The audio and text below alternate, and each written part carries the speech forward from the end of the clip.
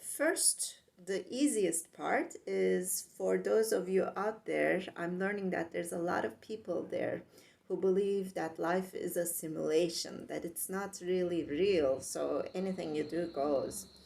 Well, actually, if you look at this study, uh, emotional pain is also pain. And so, even if life was a simulation, create doing things that will create pain in others, in yourself, is going to be harmful. It's going to be painful, and that pain is going to be as real as something, going into your heart, a knife going into your heart. And so I really invite everyone out there who believe that life is a simulation to consider this in making decisions. Consider that even if life is a simulation, there's reality to the pain that we experience, and that's a good reason to try to decrease the amount of pain that everyone experiences.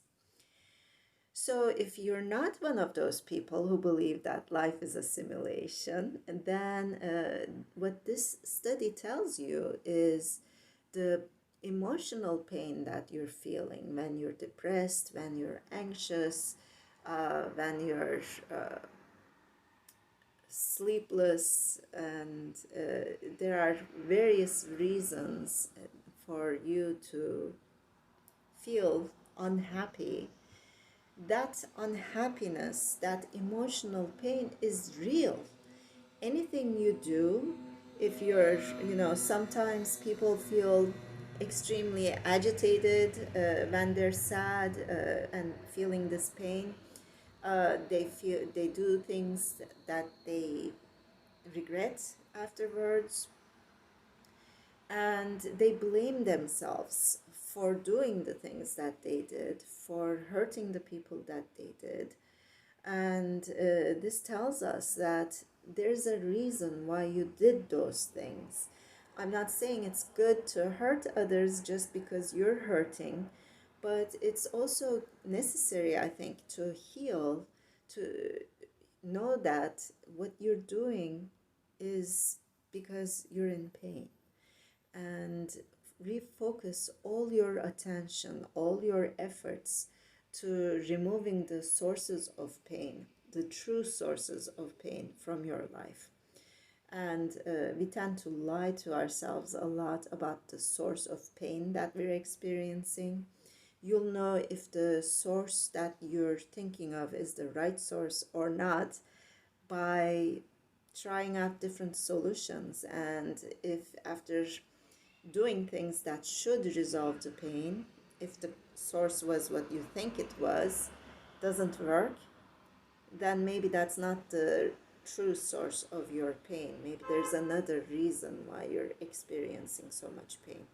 And for that, talking to someone outside of your circle, someone who can be objective about what you're going through, but someone who will actually stop, be present with you, and listen to you is extremely important. There's a lot of people out there who call themselves therapists who don't even listen to their clients, and I think that everyone should be wary of those therapists and friends who use the information that you share to hurt you.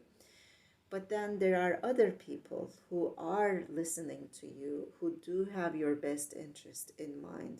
It's crucial to find those people and share what you share with them, and try to figure out where the pain is coming from. Now, in the United States, we use 80% of all painkillers that is produced in the world. So we definitely have a problem with pain.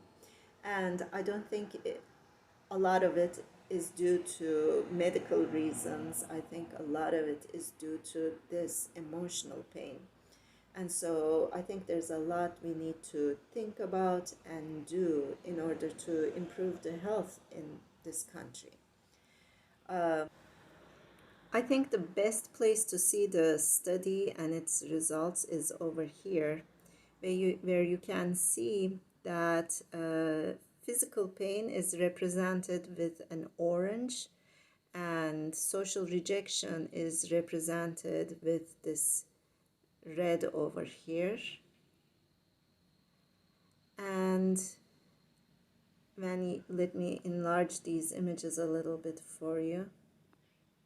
Look at that. Look at the presence of orange and red right here and right here. They're almost aligned one-on-one.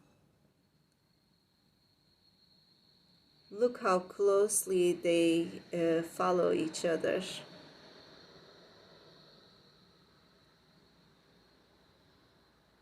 Now these are different types of analysis. One is whole brain analysis, one is ROI, but that doesn't matter. The important thing here is the physical pain and social rejection are experienced at the exact same areas of the brain.